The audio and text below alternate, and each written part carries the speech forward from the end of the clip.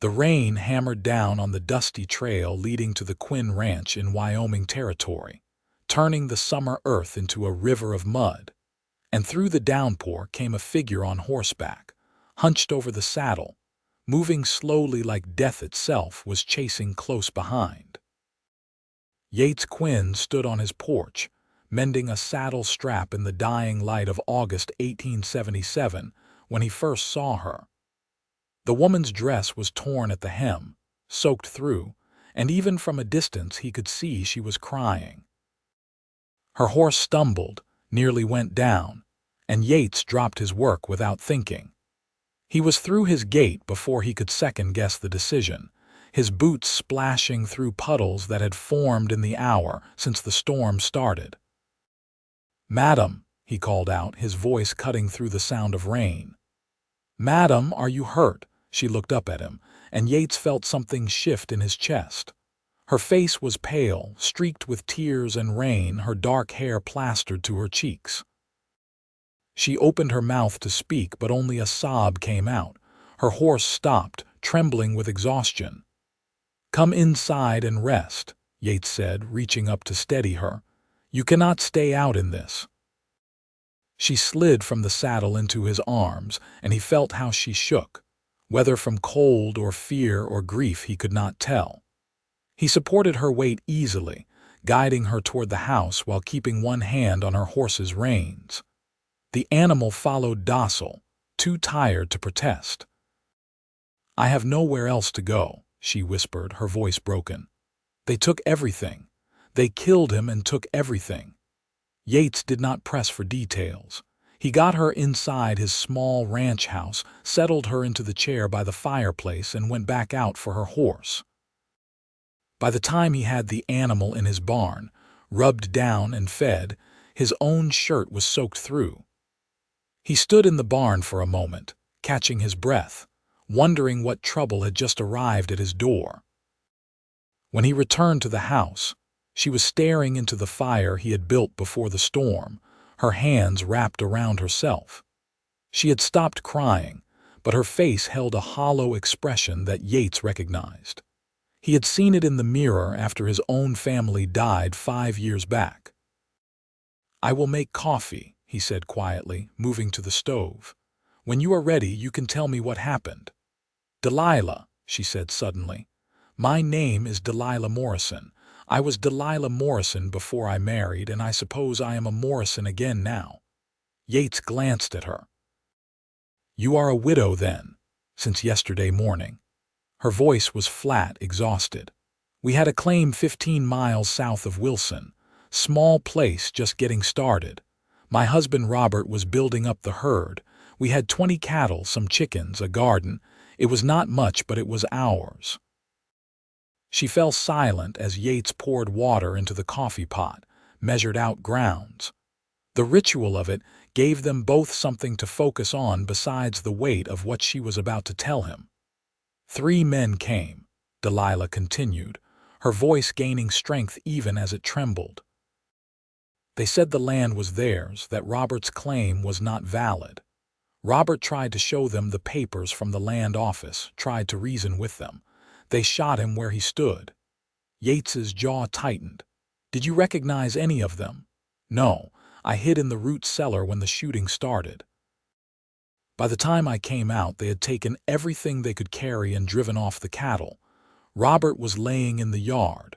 She pressed her hands to her face. "I buried him by myself. It took me all day and into the night. Then I rode here because I remembered Robert mentioning a rancher named Quinn who had helped him once in town, and I did not know where else to turn." "You did right," Yates said. He brought her coffee, pressed the warm cup into her hands. "Those men, did they say any names?" "Give any indication of who sent them?" Delilah shook her head. "They wore regular range clothes, nothing distinguishing. One of them had a scar across his cheek, but that was all I noticed before I ran." Yates sat down across from her, thinking. Land disputes were common enough in Wyoming Territory, especially around Wilson where good grazing land was scarce. But murder was something else entirely. The territorial marshal would need to hear about this, though Yates knew from experience that justice could be slow in coming. "You are safe here," he told her. "Get some rest. In the morning we will figure out what comes next." "I have no money," Delilah said, looking at him with desperate eyes. "They took what little we had saved. I cannot pay you for your hospitality." "I did not ask for payment." Yates stood, moving to the corner of the room where he kept his bedding.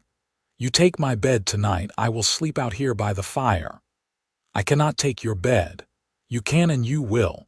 You have been through hell, Mrs. Morrison. Let me do this one small thing." She was too exhausted to argue further. Yates showed her to his small bedroom, gave her a clean shirt to sleep in since her dress was still damp, and closed the door to give her privacy. He settled by the fire, his mind working through possibilities. He had seen Delilah's husband a few times in Wilson, a quiet man in his late 20s trying to make an honest living. That he had been murdered for his small claim suggested someone was consolidating land in that area, pushing out the small ranchers. Yates had heard rumors of such things but had not paid much attention, secure in his own holdings 3 miles outside of town. The storm passed in the night, and Yates dozed fitfully by the fire. When dawn came gray and cool, he started breakfast before Delilah emerged from the bedroom. She looked slightly better, the color returned to her face, though her eyes still held that haunted quality. "Thank you," she said simply, taking the plate he offered, "for everything." "We need to ride into Wilson today," Yates told her. "Report what happened to Marshal Dawson. He is a decent man." "He will investigate." Delilah nodded, pushing eggs around her plate. "What will I do after that? I have no claim anymore, no home, no husband. One thing at a time," Yates said gently. "First we talk to the marshal, then we figure out the rest."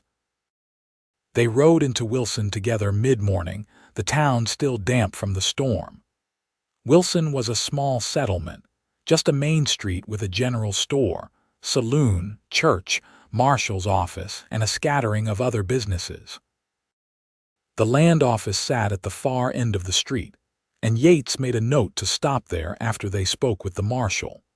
Marshal Tom Dawson was a grizzled man in his 50s with sharp eyes and a no-nonsense manner. He listened to Delilah's story without interrupting, taking notes in a small leather journal.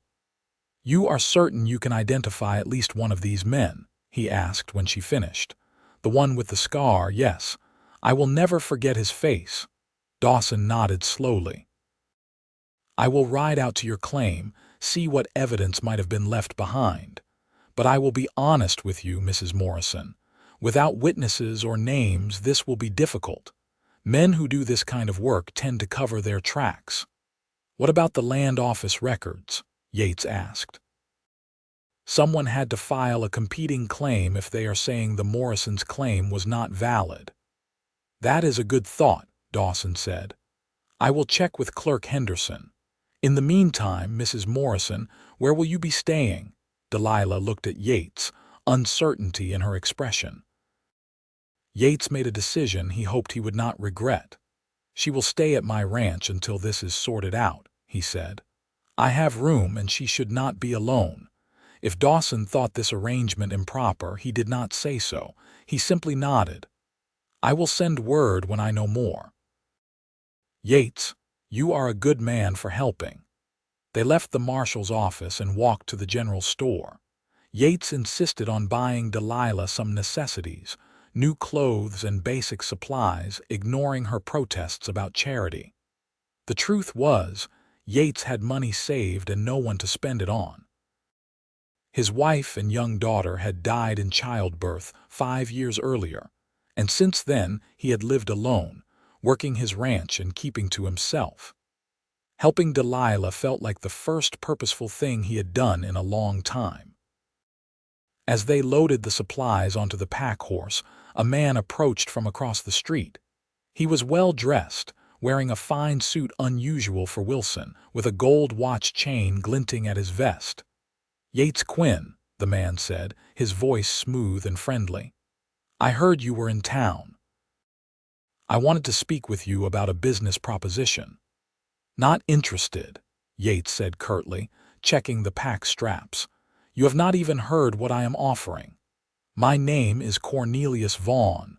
I represent a consortium of investors interested in consolidating ranch land in this area. We are prepared to offer very generous prices." I said I am not interested. Vaughn's smile did not waver, but his eyes grew cold. "The territory is changing, Mr. Quinn. Small operations like yours will not survive the coming years. Better to sell now while you can still get a good price." "My ranch is not for sale. Now, if you will excuse me, I have business to attend to." Yates helped Delilah onto her horse and mounted his own. As they rode out of town, he could feel Vaughn's eyes on his back. Once they were clear of Wilson, Delilah spoke up. "Do you think he is connected to what happened to Robert?" "I would bet money on it," Yates said grimly.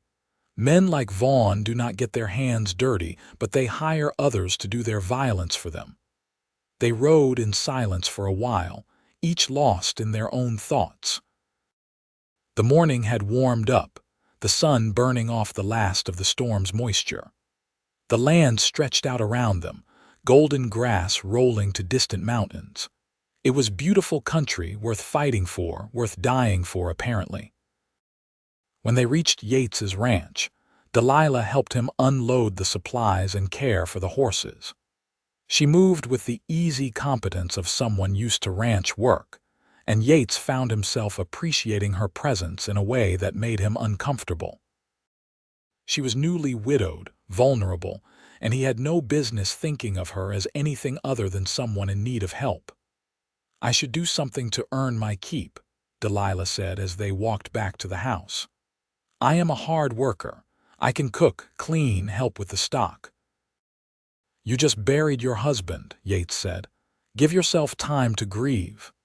"If I stop moving, I will fall apart," she replied, her voice sharp with held-back emotion.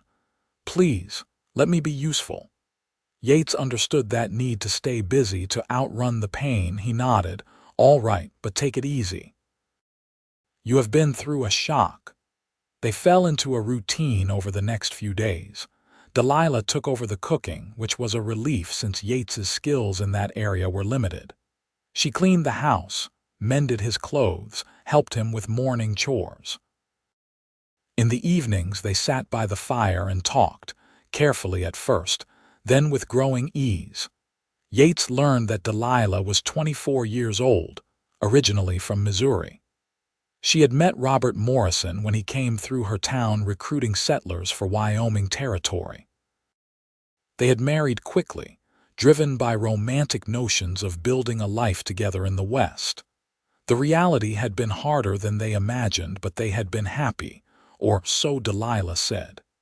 Yates heard the note of doubt in her voice and wondered but did not pry.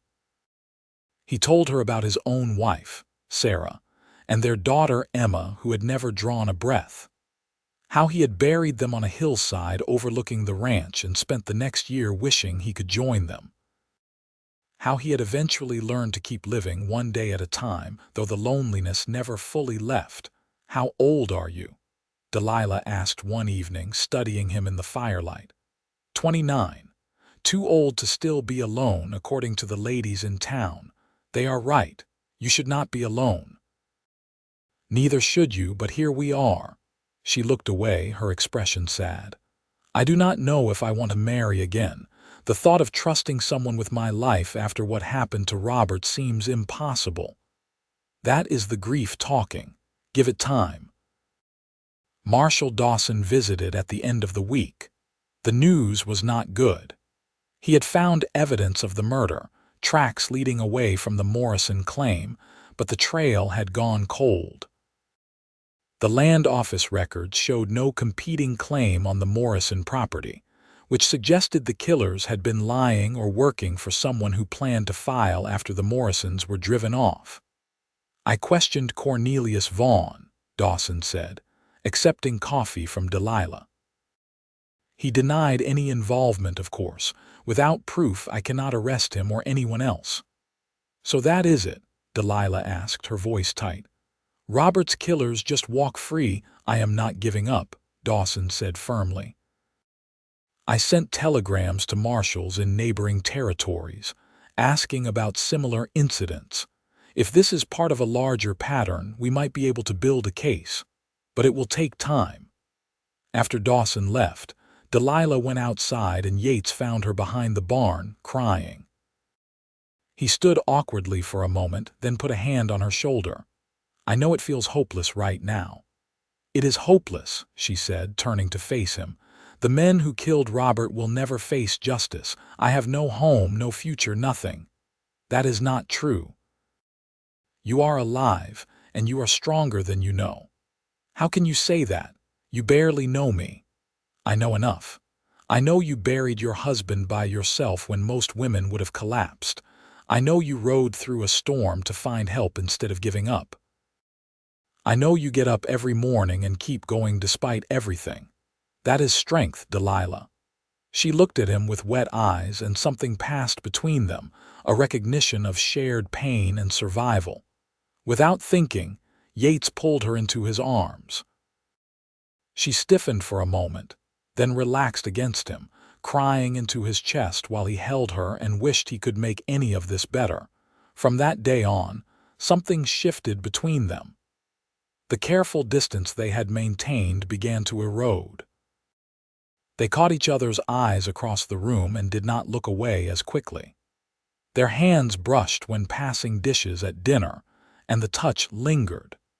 Yates found himself looking forward to each morning, to seeing Delilah's face when she emerged from the bedroom, to hearing her voice. But he fought against these feelings, telling himself it was too soon, that she was vulnerable and he would be taking advantage.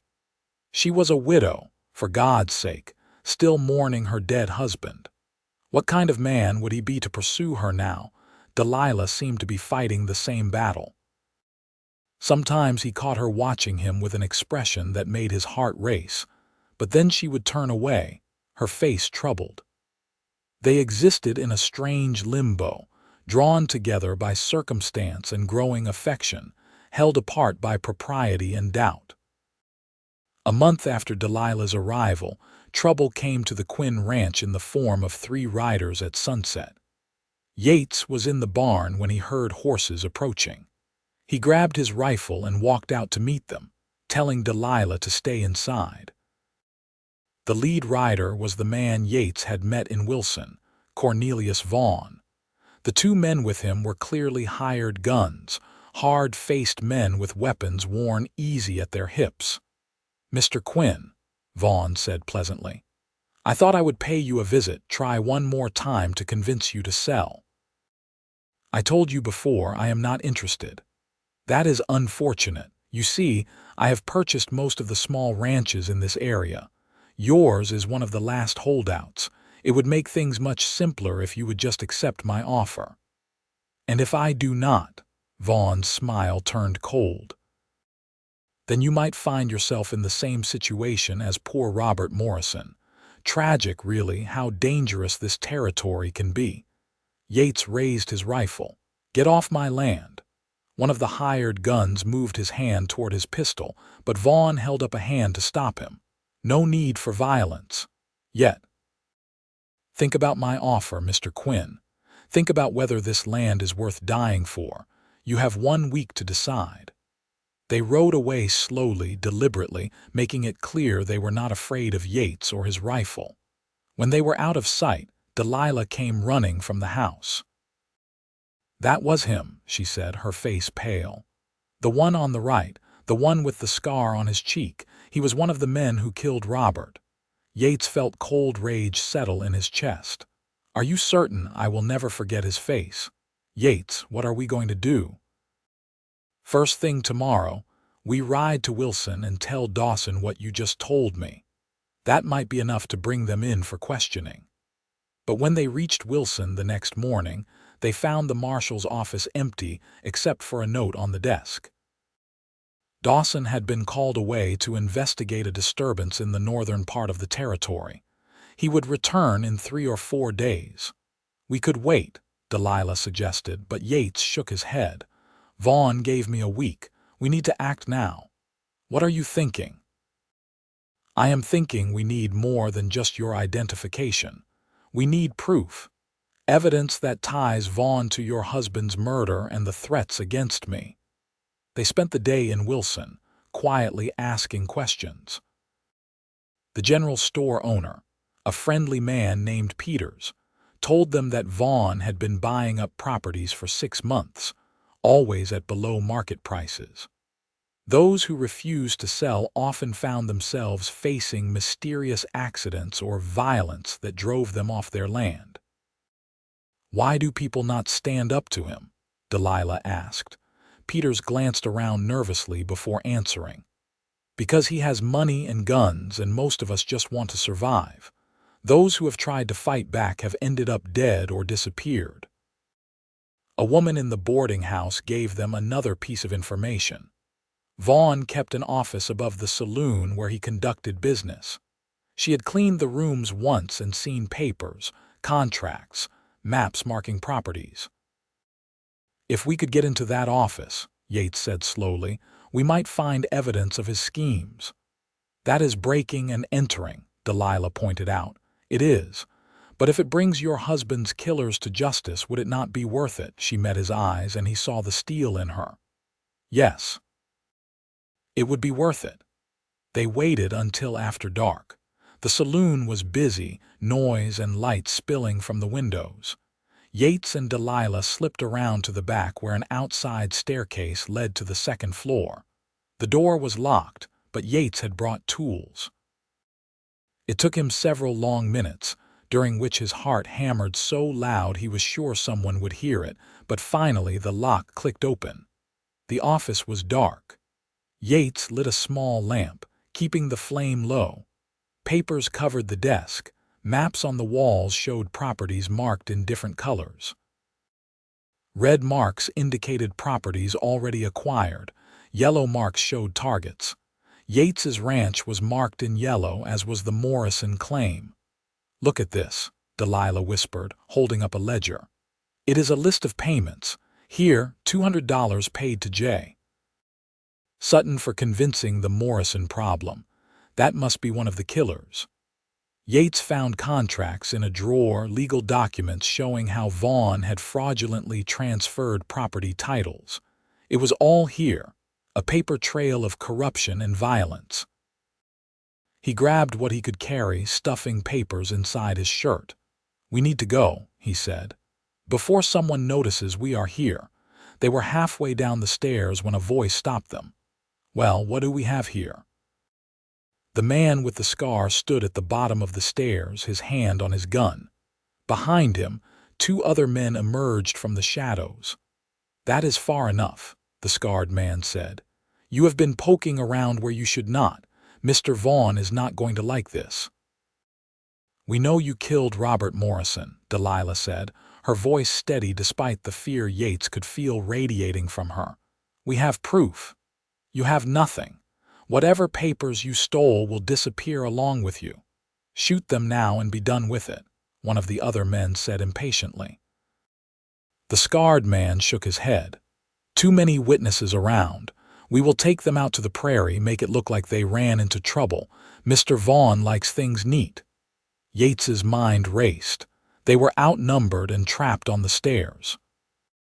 If he went for his gun, they would both be shot before he could fire. He needed a distraction, something to give them a chance. As if in answer to his prayer, shouting erupted from inside the saloon. Glass shattered. The 3 men glanced toward the noise and Yates moved. He shoved Delilah back up the stairs and drew his pistol in one motion, firing at the scarred man. His shot went wide, but it was enough to make the others scatter. Run, Yates yelled at Delilah. They burst back into the office. There was a window on the far side. Yates grabbed a chair and smashed it through the glass, then helped Delilah climb through onto the roof of the building next door.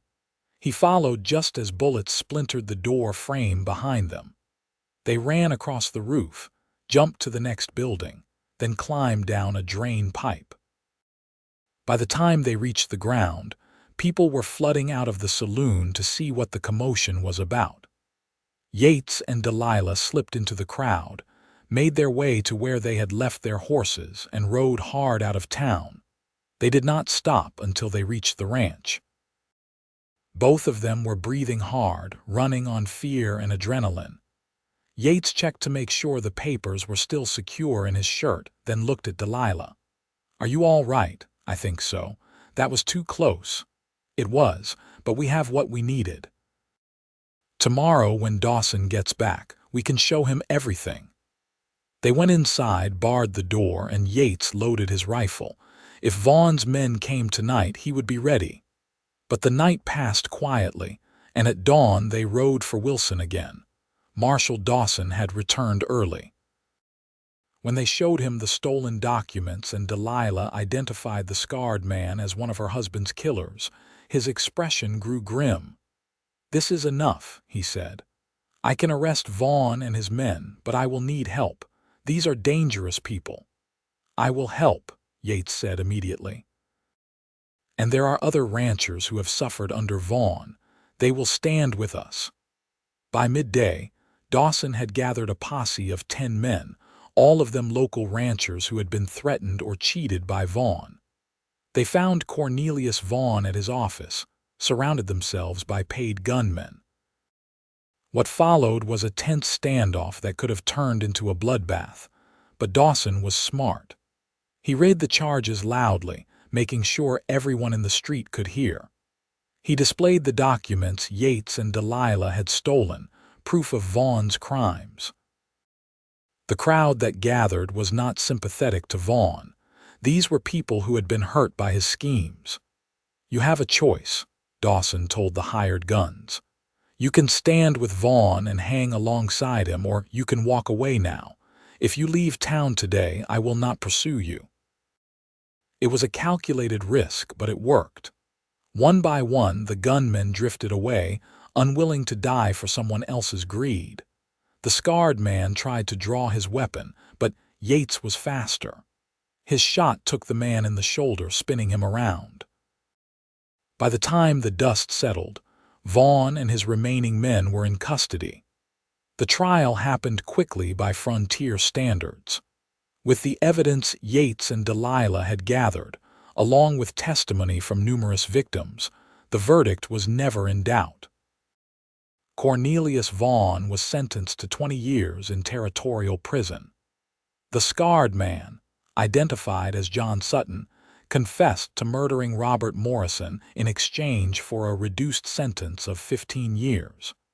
The other conspirators received various terms. Delilah sat in the courtroom when the verdicts were read, tears streaming down her face. Afterward, she walked to the hillside cemetery where her husband was buried and stood for a long time at his grave. Yates waited for her at a respectful distance, giving her privacy to say whatever she needed to say. When she finally walked back to him, her expression was peaceful. "I feel like I can finally breathe," she said, "like a weight has been lifted. Justice does not bring him back, but it is something. It is everything.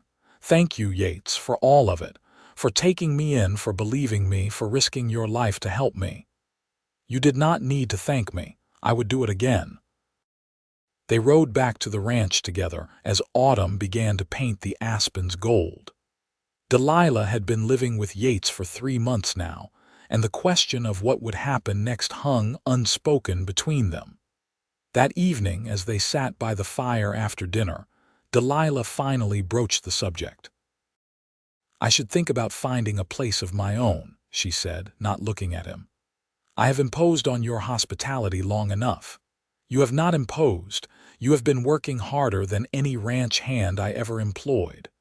Still, it is not proper for me to keep living here. People will talk." "Let them talk. Do you want to leave?" The question hung in the air. Delilah finally looked at him, and he saw his own feelings reflected in her eyes. "No," she whispered.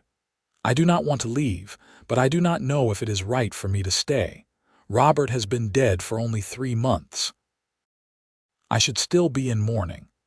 There are no rules for grief, Yates said gently.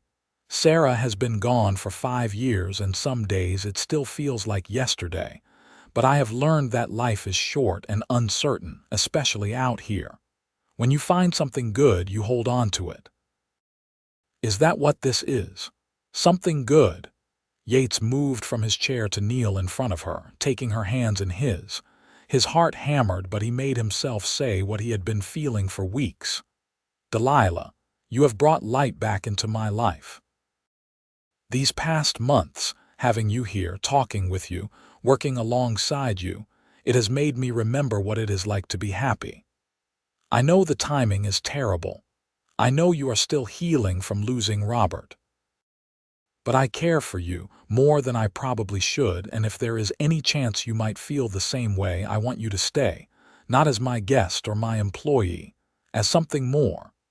Delilah's eyes filled with tears, but she was smiling. I do feel the same way. I have been fighting it because I thought it was wrong, that I was betraying Robert's memory. But the truth is, Robert and I married too quickly. We cared for each other, but we were not in love, not really. I did not understand that until I met you and felt what real love could be. Real love. Yates's voice was hoarse. I love you, Yates Quinn. You are the kindest, strongest, most honorable man I have ever known. You saved my life in more ways than one. He kissed her then, pouring all his pent-up longing into that single contact. She responded with equal passion, her arms wrapping around his neck, holding him close. When they finally broke apart, both were breathless. Will you marry me? Yates asked. I know we should wait, observe the proper mourning period, but I do not want to waste any more time. Yes, Delilah said, laughing and crying at the same time. Yes, I will marry you. They were married 2 weeks later in the small church in Wilson. The ceremony was simple but heartfelt. Marshal Dawson stood as Yates's witness, and the general store owner's wife stood for Delilah. Most of the town turned out, grateful to the couple who had helped bring down Cornelius Vaughn and his corrupt operation. After the wedding, they returned to the ranch that was now officially their home together. Yates carried Delilah over the threshold, both of them laughing like youngsters. That night, they made love for the first time tenderly, learning each other's bodies and hearts. In the weeks that followed, they settled into married life. Delilah proved to be an excellent rancher, with ideas about improving their stock and expanding their operation. Yates discovered his wife had a head for business that complemented his practical skills. Together, they began to build something that was truly theirs. Winter came early that year, blanketing the ranch in snow by November. They spent long evenings by the fire, planning for the spring. Delilah wanted to start a large vegetable garden, maybe get some pigs. Yates talked about buying breeding stock to improve their cattle herd. We will need more room if we keep expanding, Delilah said one night, curled against his side. Maybe we should build a larger house. Are you saying my house is not good enough for you, Mrs. Quinn? Yates teased. Your house is perfect, but when we have children, we will need more space. Yates felt his heart skip. Children, Delilah sat up, looking at him with sparkling eyes. I am with child. About 2 months along, I think. Joy flooded through Yates, followed quickly by fear. His first wife had died giving birth. The thought of losing Delilah the same way was unbearable. Hey, she said softly, touching his face. I can see what you are thinking. I am strong and healthy. Everything will be fine. You cannot know that. You are right, I cannot, but I refuse to live in fear. We will be careful. We will have the doctor come from Wilson when my time is near. But we are going to have this baby, Yates, and we are going to be happy about it. He pulled her close, burying his face in her hair. I am happy, terrified but happy. That is what parenthood is supposed to be, I think. Fear and joy all mixed together. As winter deepened, Delilah's pregnancy progressed normally. The morning sickness passed and she bloomed with health. Yates hovered over her protectively, trying not to be overbearing but unable to help himself. She tolerated his fussing with good humor, knowing it came from love. They made plans for the baby's arrival, turning the small storage room into a nursery. Yates built a cradle from pine wood, sanding it smooth and carving designs into the headboard. Delilah sewed tiny clothes, blankets, all the things a baby would need. In March, as the snow began to melt and the first hints of spring appeared, Marshal Dawson visited with news. The territorial governor had commended them for their role in exposing Vaughn's crimes. Additionally, the land office had restored the Morrison claim to Delilah, now legally belonging to her and Yates. "That is over 300 acres total," Dawson said. "You folks are sitting on one of the larger spreads in this area now." "We earned it," Delilah said, her hand on her swollen belly.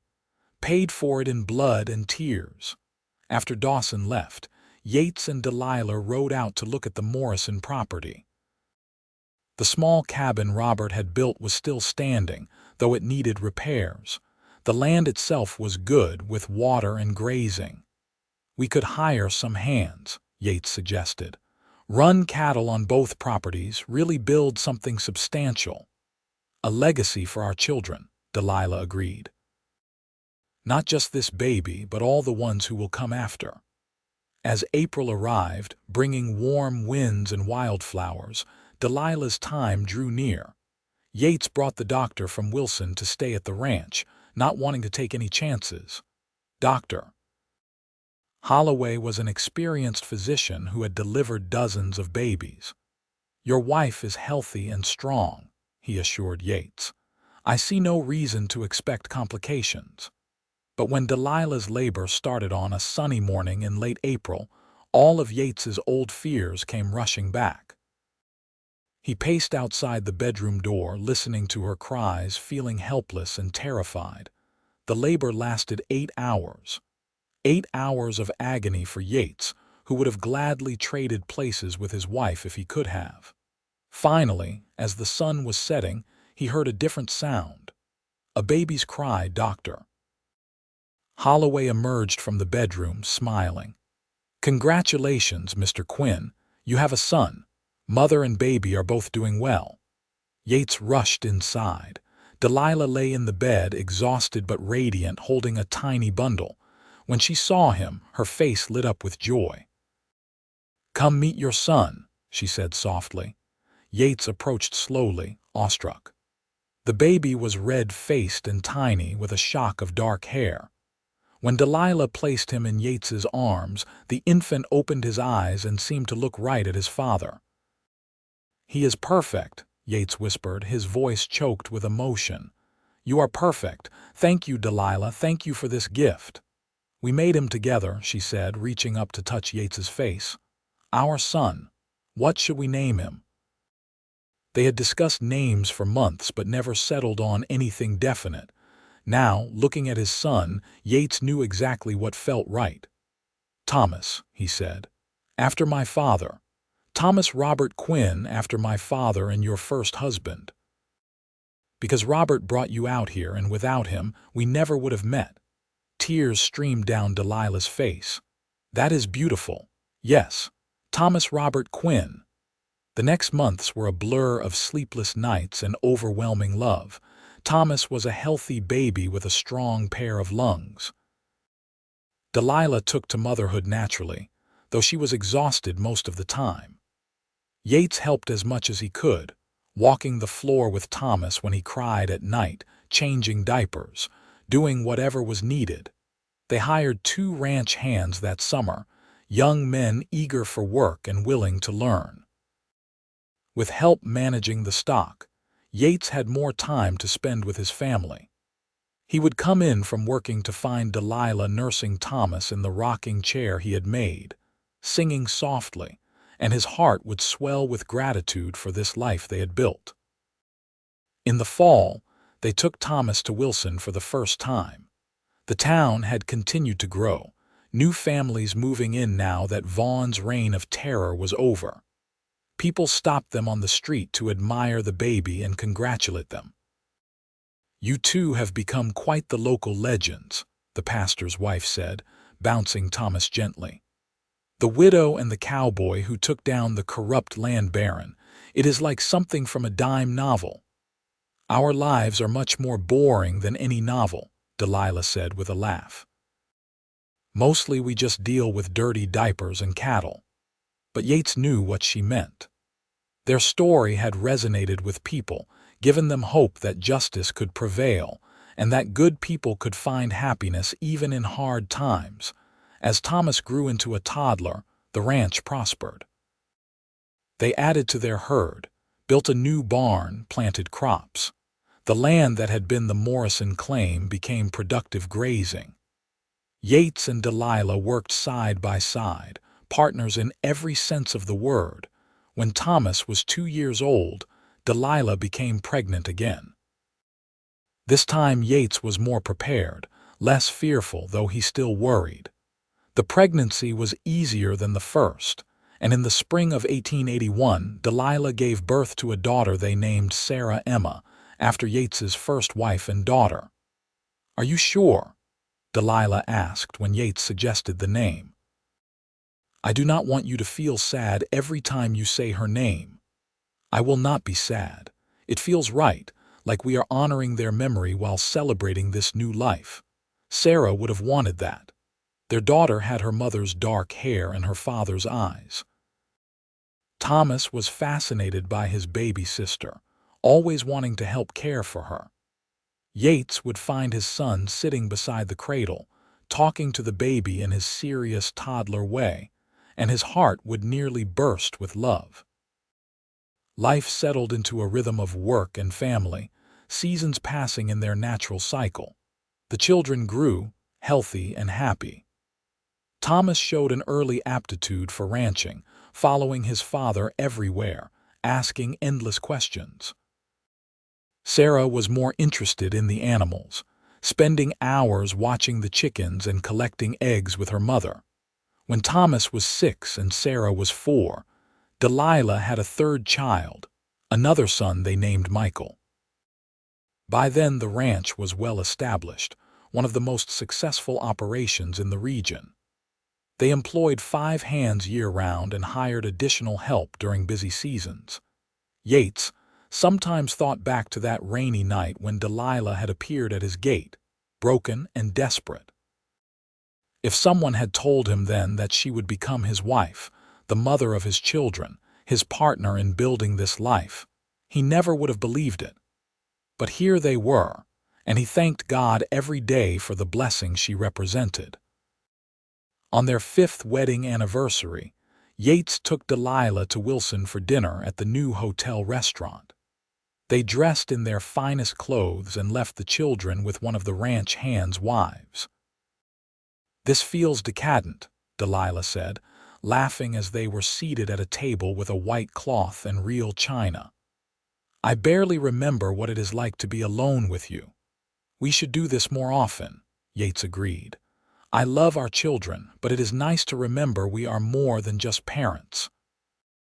They ordered steak and wine, talking and laughing like they were courting again. Delilah looked beautiful in the lamplight, her face animated as she told him about Sarah's latest adventure with the barn cats. "I love you," Yates said suddenly, interrupting her story. "I know I tell you that every day, but I want you to really hear it. You are the best thing that ever happened to me, Delilah Quinn. You and our children are my whole world." She reached across the table to take his hand. "I feel the same way. That night when I showed up at your gate, I was so lost. I did not think I would ever feel safe or happy again, but you gave me both those things. You gave me a life I never imagined I could have." "We gave each other those things," Yates corrected. "This is a partnership, remember." "The best partnership," she agreed, raising her wine glass. "To us." "To 5 years together and 50 more to come." They clinked glasses, sealing the promise. On the ride home, Delilah leaned against Yates's shoulder, watching the stars emerge in the darkening sky. "You ever think about what might have been?" she asked quietly. "If I had not come to your ranch that night, if you had turned me away." "I try not to," Yates admitted. "Those thoughts lead nowhere good. What matters is what actually happened. You came to me. I helped you. We fell in love. Everything else is just might have been." "You are right. I just feel so grateful sometimes that it overwhelms me, like I need to make sure none of this is a dream." Yates pulled her closer. "It is not a dream. It is real. We are real. And we are going to keep building this life together for all those 50 more years you promised me." The children were already asleep when they arrived home. Yates and Delilah checked on each of them, pulling blankets up, smoothing hair back from foreheads.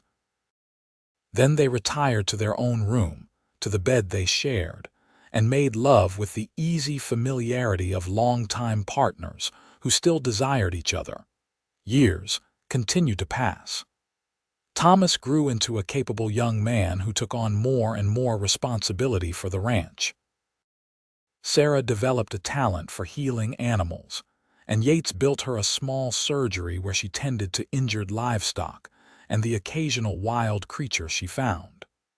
Michael was the dreamer of the family, always with his nose in a book when he could get away with it. Delilah and Yates aged gracefully, their hair turning silver, laugh lines deepening around their eyes. They were well respected in Wilson and the surrounding territory. When Wyoming became a state in 1890, they attended the celebration in Cheyenne, proud to be part of this new chapter. More grandchildren came as Thomas married and started his own family on a portion of the land. Sarah married a veterinarian who had come west from Boston, and they settled nearby. Michael went to college back east, becoming a teacher, but he returned every summer to the ranch that would always be home. On their 25th wedding anniversary, Yates and Delilah stood on the porch of the house he had expanded over the years to accommodate their growing family. They looked out over land they had worked and defended, land that would pass to their children and grandchildren. "Do you have any regrets?" Yates asked, his arm around her waist. "Not a single one," Delilah said firmly. "Well, maybe one. I wish I could go back and tell that broken woman who showed up at your gate that everything would be all right, that she would find love and happiness beyond anything she could imagine. She found the strength to survive and go on. That is what led her to everything else." "We found the strength together," Delilah corrected, echoing his words from years ago. "That is what I love most about us, Yates. We made each other stronger." As the sun set over the Wyoming prairie, painting the sky in shades of gold and purple, they stood together as they had for 25 years. Partners, lovers, best friends. Two people who had found each other in the darkest of times and built a life filled with light. Their story had started with tears at a gate and an offer of rest. It had continued through danger and justice, and the hard work of building something lasting. And it would go on, through their children and grandchildren, a legacy not just of land and cattle but of love that endured. Inside the house, their family gathered for the anniversary celebration. Children and grandchildren, friends who had become like family, all there to honor the couple who had shown them what true partnership looked like. "We should go in," Delilah said, but neither of them moved. "One more minute," Yates said. "Let me just hold you and look at all this a little longer." So they stood together as the stars began to emerge, two people who had been through hell and found heaven on earth, grateful for every moment they had been given, ready for all the moments still to come. The night Delilah had shown up at Yates's gate in tears seemed like a lifetime ago. In many ways, it was a different life, a different version of both of them. But that moment had been the beginning of everything that mattered. That moment when a cowboy had said, "Come inside and rest," to a desperate widow, when compassion and decency had opened the door to love. They had both been broken when they met, pieced back together as best they could manage. But together, they had become whole again, stronger than either could have been alone. That was the real miracle of their story, not the justice they had achieved or the prosperity they had earned, but the simple fact that they had healed each other. Finally, they turned and walked inside together to join their family. The house was full of laughter and warmth, children playing, adults talking, food being passed around. This was what they had built, not just with their hands but with their hearts. Yates looked at Delilah across the crowded room and smiled. She smiled back, and in that exchange was everything they had ever needed to say to each other. I love you. I am grateful for you. I would choose you again and again. As the celebration continued into the night, as grandchildren fell asleep in laps, and the adults lingered over coffee and memories, Yates reflected on the strange paths life could take. All his suffering after Sarah and Emma died, all the lonely years, had led him to exactly where he needed to be on that rainy night. If even one thing had been different, he might have missed Delilah entirely. But he had not missed her. She had come to him, and he had welcomed her, and from that single act of kindness had grown an entire world. Their ranch, their children, their legacy, all of it sprang from that one moment of connection between two hurting souls. Later, when the guests had finally departed and the house was quiet, Yates and Delilah prepared for bed.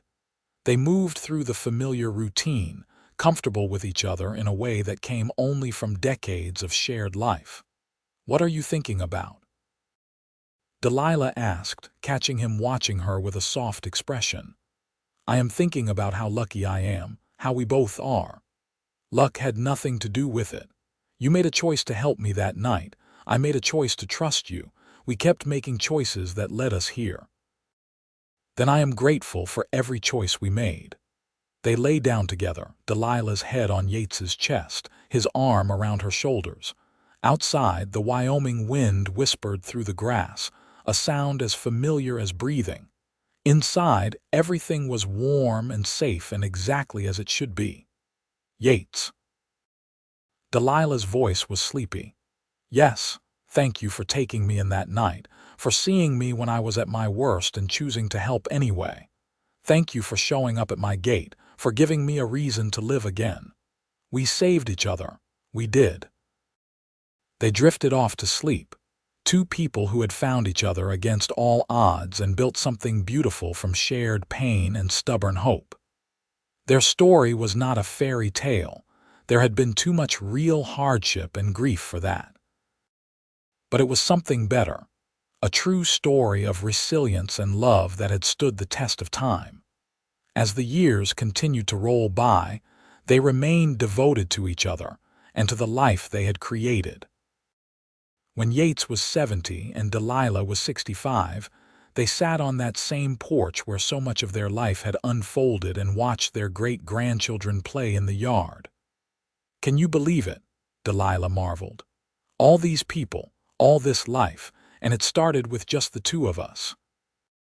"Actually, it started with you showing up in tears and me being too decent to turn you away," Yates teased. "Best decision you ever made. Best decision we both made." They had grown old together, their bodies wearing out even as their love remained strong. Yates's joints ached in the morning and Delilah's eyesight was not what it used to be. But they still held hands, still kissed each other good morning and good night, still found joy in each other's company. Thomas ran the ranch now, with his own sons helping.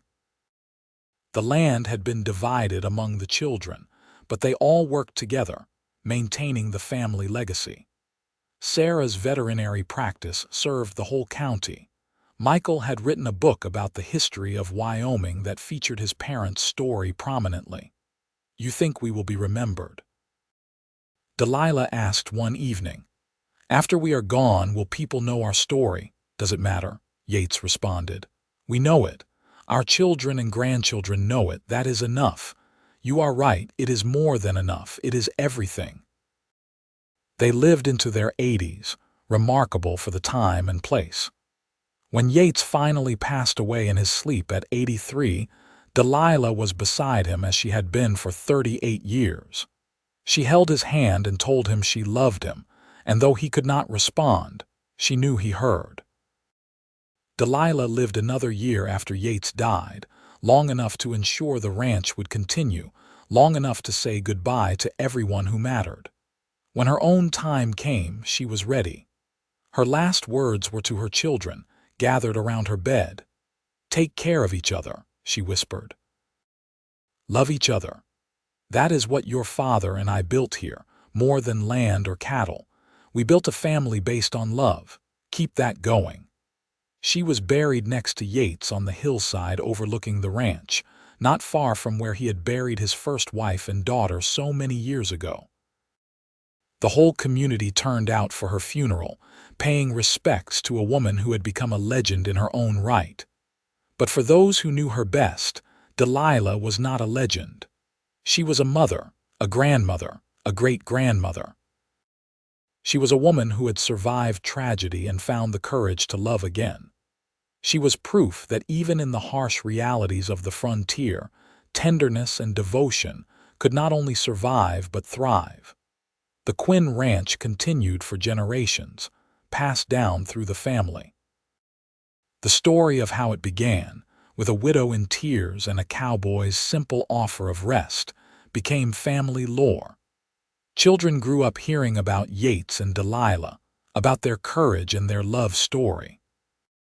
And while the West changed, while Wyoming grew and modernized, while the frontier became history, the legacy of those two people endured.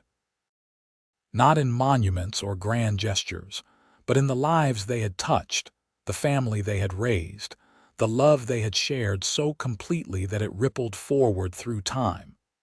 Their story had no villains in the end, except circumstance and the cruelty that people sometimes showed each other. But more importantly, it had heroes, ordinary people who chose compassion over indifference, love over fear, hope over despair.